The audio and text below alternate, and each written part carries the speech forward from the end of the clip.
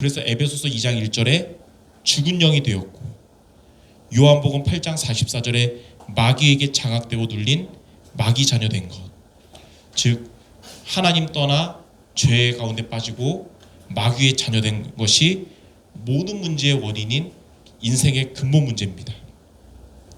근데 그리스도께서 십자가에서 살찢고 피 흘리고 죽으심으로써 저와 여러분에게 하나님을 만나는 새롭고 살 길을 열어주셨고, 우리의 죄를 사해 주셨고 죽음의 세력을 잡은 자 마귀를 멸하셨습니다. 그래서 그리스도는 우리를 죄에서 해방하신 참 제사장, 그리고 하나님을 만나는 길 대신 참 선지자, 사탄 권세를 이기신 참 왕이십니다. 이렇게 우리의 모든 문제를 십자가에서 끝내신 그리스도는 세상 끝날까지 우리와 함께 하십니다. 성령으로 저와 여러분 안에 내주하셔서 우리를 인도하시고 역사하시는 거예요. 이게 바로 복음이거든요. 이 복음이 너무 좋고 또 이 복음이 믿어지는데, 이 복음을 가지고 우리가 살아가는 구원받은 삶에서 의문되는 것이 한 가지가 생깁니다. 그 뭐냐면, 그리스도께서 다 끝내셨는데 왜 나는 끝이 나지 않는 것일까? 구체적으로 그리스도가 다 끝내셨는데, 십자가에서 다 해결했다고 했는데 왜 나는 치유되지 못한 것이 많을까? 응답받지 못한 것이 많고 왜 나는 전도의 역사를 체험하지 못하는 걸까? 그리스도가 계신데. 이런 의문이 들 때가 삶에서 많이 있거든요. 근데 십자가에서 다 이루신 그리스도께서 뭐라고 말씀하시냐? 지금 내가 안 되는 것이 바로 하나님의 응답의 시작이다 라고 말씀하시는 겁니다. 복음 가진 여러분들, 지금 치유되지 못한 부분, 응답받지 못한 것, 그것이 바로 응답의 시작이라는 거예요.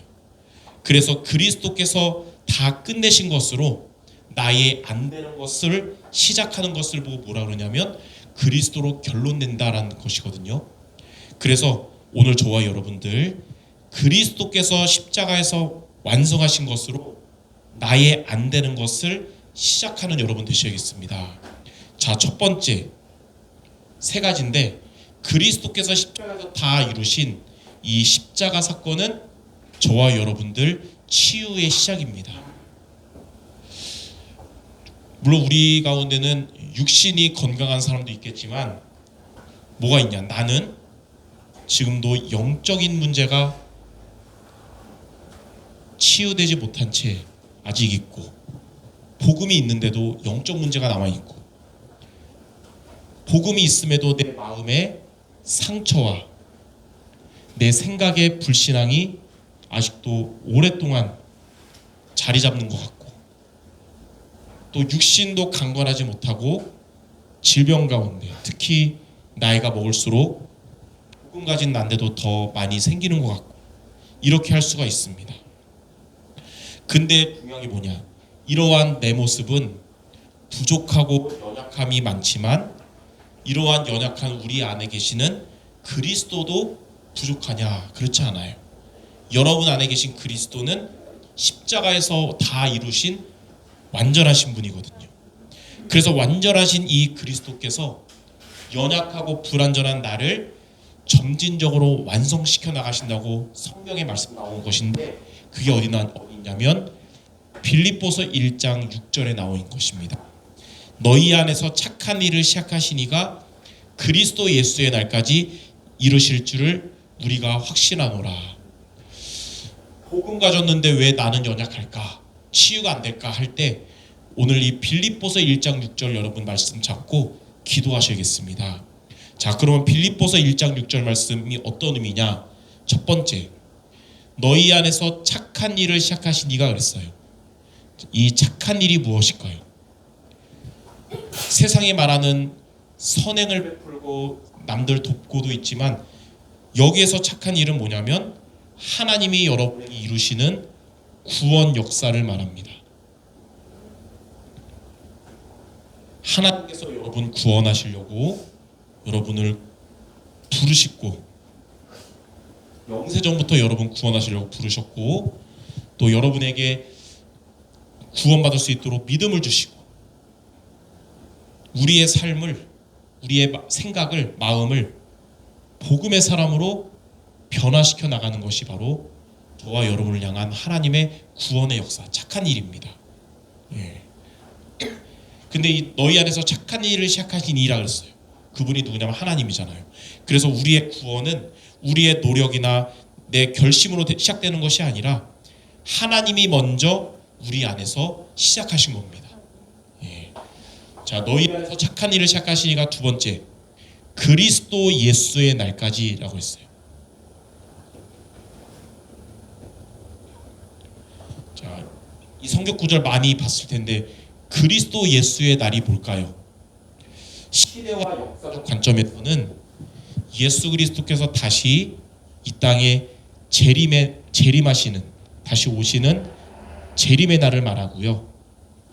우리 개인적인 관점에서는 뭐냐면 성도의 치유와 성화가 완성되는 것을 말합니다.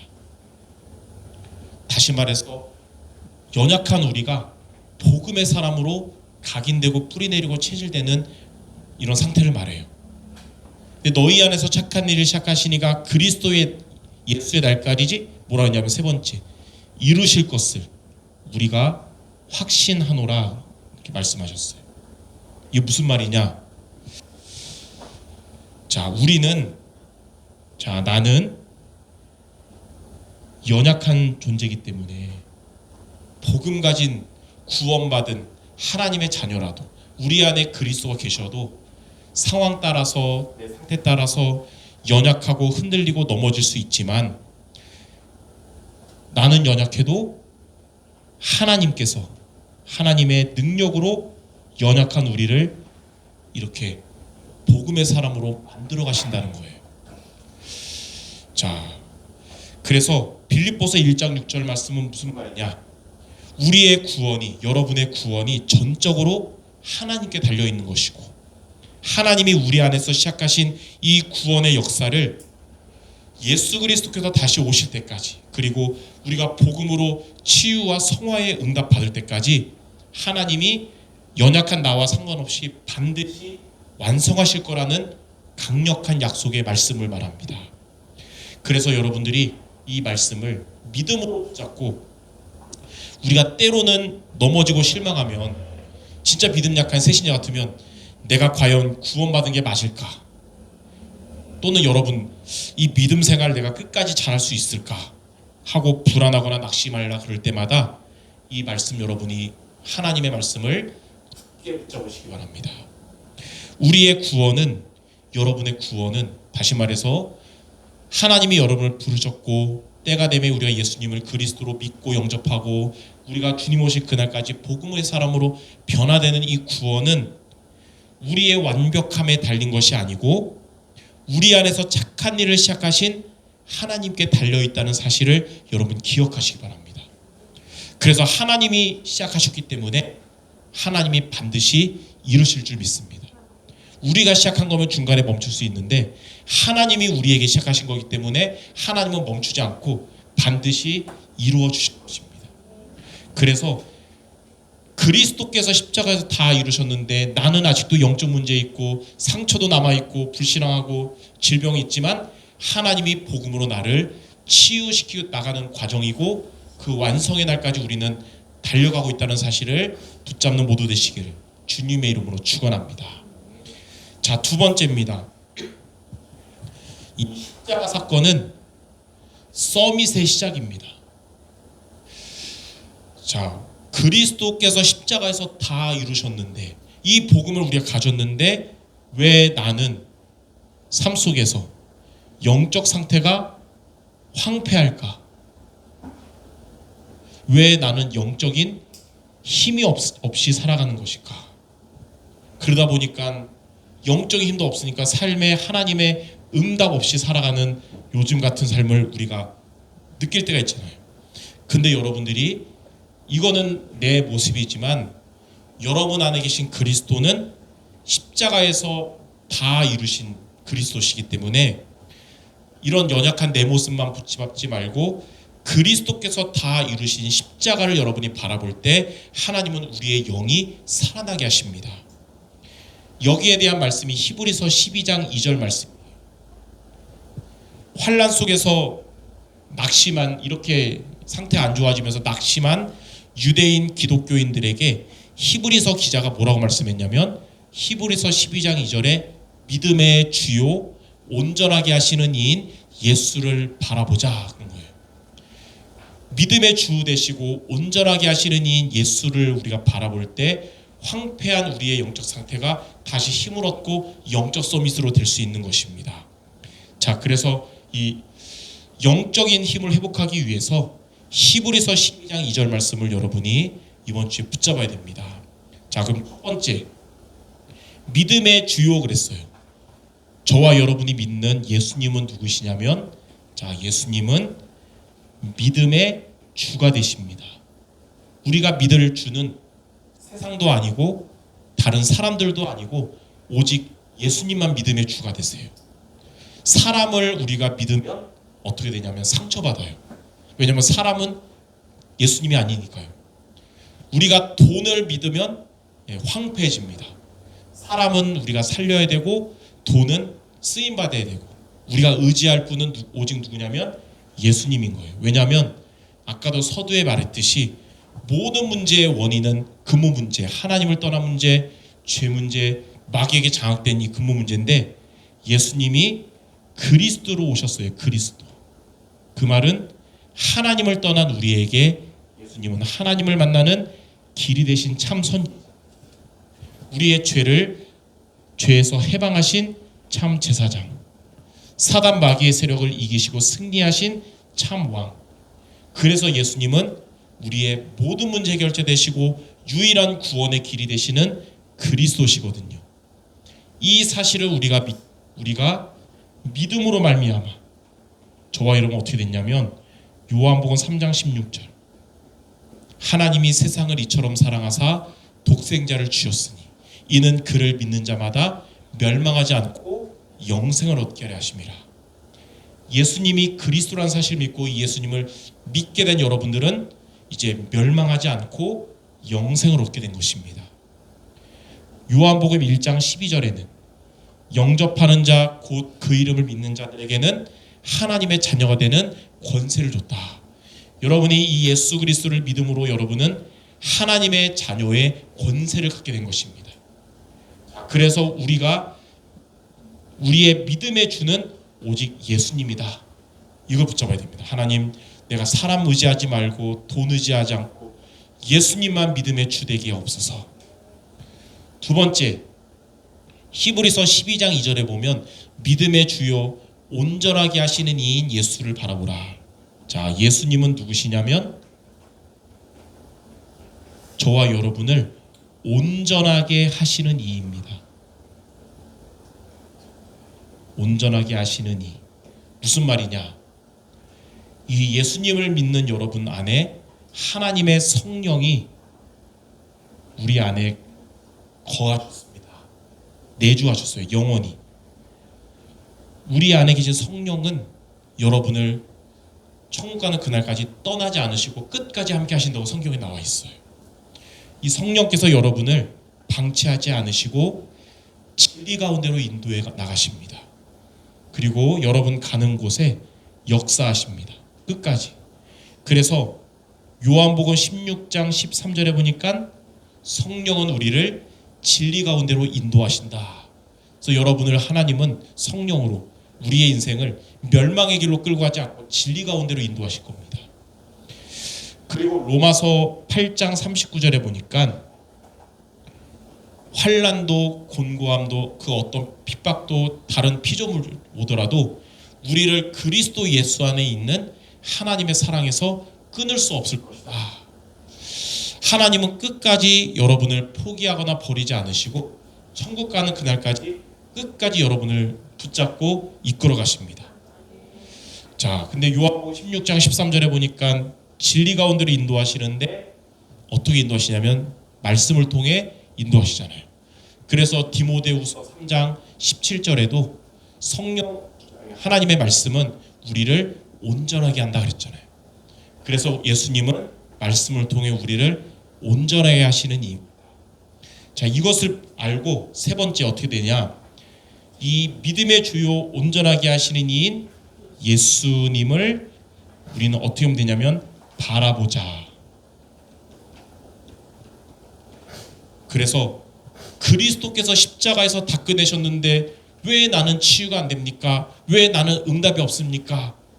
이런 내 모습 바라보지 말고 내 안에 계시는 예수님을 바라보라는 거예요. 그게 나의 안 되는 것이 응답에 시작되는 비밀입니다. 나를 바라보지 말고 세상 바라보지 말고 비교하지 말고 내 안에 계시는 예수님을 바라봐라. 자, 그러면 어떻게 되냐? 이사야 40장 31절에 오직 여호와를 앙마하는 자는 새 힘을 얻는다 그랬어요. 독수리 날개짓 같은. 하나님은 여러분에게 영적인 힘을 회복시켜 주실 겁니다. 예수님을 바라볼 때. 찬송가 407장에 보니까 제가 성경 말씀만 인용하는데 찬송가도 아주 은혜로워요. 구주와 함께 나 죽었으니 구주와 함께 나 살았도다. 예수님이 십자가에서 죽으시고 부활하신 것을 내가 붙잡았다. 이제 어떻게 되냐? 영광의 그날이 이를 때까지 언제나 주만 바라보면 됩니다. 예수님만 바라보시면 되는 겁니다. 그럼 하나님 여러분 영적 서밋 되게 하시고, 영적 서밋 되면 여러분의 업에도 하나님의 능력이 임하는 거예요. 기능 서밋 되고 현장 살리는 문화 서밋 되는 거예요. 찬송가 151장도 보니까 후렴에 보니까 십자가 내가 처음 볼 때에 나의 마음의 큰 고통 사라져. 오늘 믿고서 내 눈 밝았네. 나의 참 내 기쁨이 영원하도다. 여러분이 십자가에서 죽으시고 부활하신 예수님을 바라보면 우리 안에 있던 고통이 사라집니다. 그리고 참된 기쁨이 가득하게 될 것입니다. 그게 바로 영적인 힘이에요. 이렇게 예수님을 바라볼 때 여러분들은 제일 먼저 영적 서밋 회복되시고요. 좀 전에 얘기한 것처럼 영적 서밋 되니까 여러분의 업에도 하나님의 은혜가 임하니까 이제 기능 서밋도 회복되는 거예요. 하나님이 여러분 성령 충만뿐만 아니라 여러분의 학업과 산업에도 역사하실 겁니다. 그리고 여러분의 현장에도 하나님 나라 임하니까 문화 서밋 되는 겁니다. 자, 이렇게 십자가의 사건은, 그리스도의 십자가는 여러분의 황폐함 가운데 영적 힘이 없는 여러분에게 이런 참된 서밋의 응답 오게 할 줄 믿습니다. 자, 세 번째, 십자가의 사건은 237의 시작입니다. 237이 뭐냐면 전 세계 나라 수가 총 몇 개냐면, 지금 전 세계 나라들 많죠. 미국, 한국, 중국 많잖아요. 총 몇 개냐? 237개 나라예요. 그래서 이 말은 뭐냐면 세계복음화의 시작이라는 거예요. 세계복음화. 그리고 세계복음화의 비밀은 하나님이 예비하신 제자를 응답받는 것을 말해요. 그래서 예수님은 마태복음 28장 19절에 너희는 모든 족속으로 가서 제자를 삼으라 한 거예요. 사도행전에 보니까 이렇게 세계복음화와 제자의 응답받은 전도자들의 공통된 특징이 뭐냐? 그리스도를 만났는데 지금 내가 안 되는 부분에, 응답받지 못한 부분에 눌리지 않고 여기에서 언약 잡고 응답이 시작된 사람들이거든요. 공통점이 많지만 2명. 자, 첫 번째는 베드로입니다. 베드로는 예수님의 12제자 중에 수제자였다. 예수님께 주는 그리스도시요 살아계신 하나님의 아들이라고 고백도 했어요. 근데 예수님이 그런 베드로가 너무 지금 속된 말로 나대니까 좀 기 좀 죽이려고, 너가 이제 나 3번이나 부인할 거야 그랬더니 무슨 소리냐고, 저는 주님의 목숨 걸 겁니다 했는데 막상 예수님이 잡혀가는 모습 보면서 두려움에 조그만 여자애가 너 합해지 그럴 때 예수님 3번이나 면전에서 배신하고 부인하고 저주했던 사람이잖아요. 그리고 나서 이제 예수님 돌아가셨을 때 완전 좌절해서 지난날 3년은 헛된 삶이었구나. 그러면서 예수님 만나기 전에 있었던 바닷가, 갈릴리 바닷가 가서 다시 예수님 만나기 전처럼 물고기를 잡을 때, 그때 이제 요한복음 21장 15절에서 18절에 부활하신 예수님이 이러한 베드로를 버리지 않으시고 찾아오셨어요.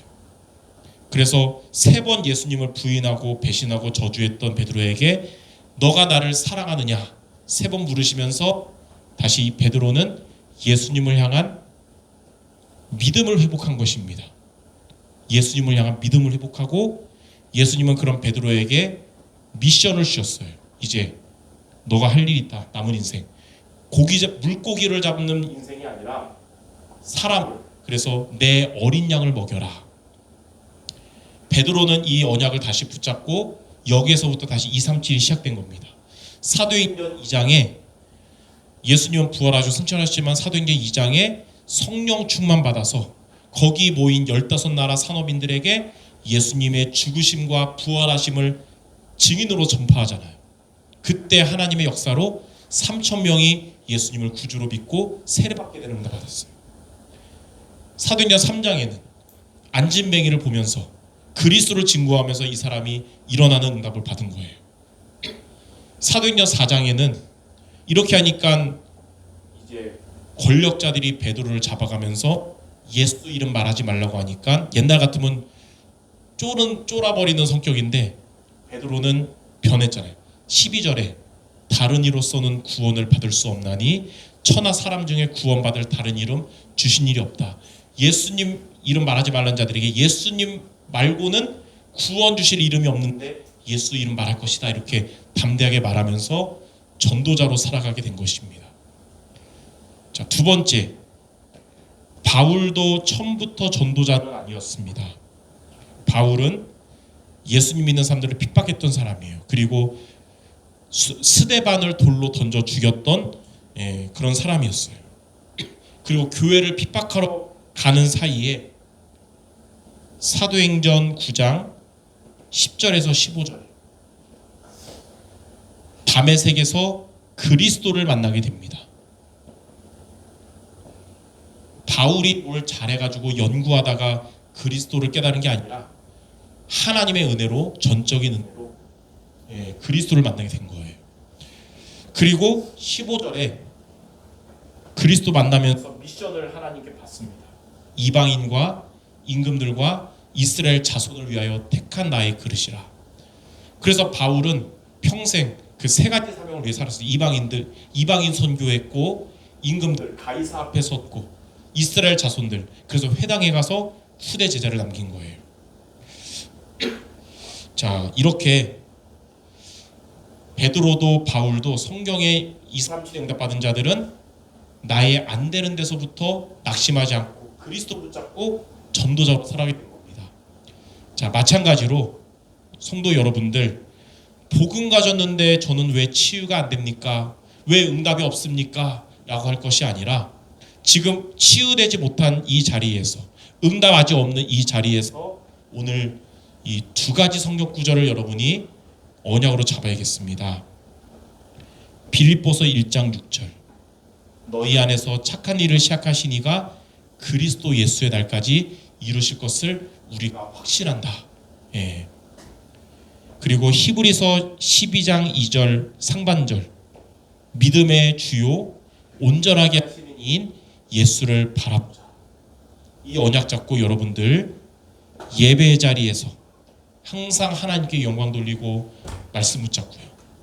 기도의 자리에서 영적으로 서밋의 시간을 여러분이 갖는다면 하나님은 때가 되면 여러분들이 있는 곳에 구원받을 영혼들을 붙여주실 겁니다. 그들에게 여러분이 만난 나는 연약해도 내 안에 완전하신 그리스도를 말해주는 거예요. 그들이 예수님을 믿게 될 거예요. 그리고 이들 속에 하나님이 예비하신 제자를 찾아 세우는 응답을 받게 될 것입니다. 우리가 전 세계를 다니면서 선교도 세계복음하지만 여러분의 현장에서 여러분이 영적으로 일어나서 구원받을 영혼들에게 복음 전하고 제자 세우는 것도 바로 237입니다. 그리스도가 완전한데 왜 나는 연약하냐? 그 자리에서 치유와 서밋과 237의 응답이 시작되는 우리 모든 성도 되시기를 주님의 이름으로 축원합니다. 기도하겠습니다. 하나님 아버지, 우리의 연약함의 모습만 바라볼 것이 아니라 내 안에 계시는 십자가에서 다 이루신 그리스도의 언약을 붙잡고 나의 안 되는 곳에서 치유와 서밋과 237의 응답이 시작되게 하여 주옵소서.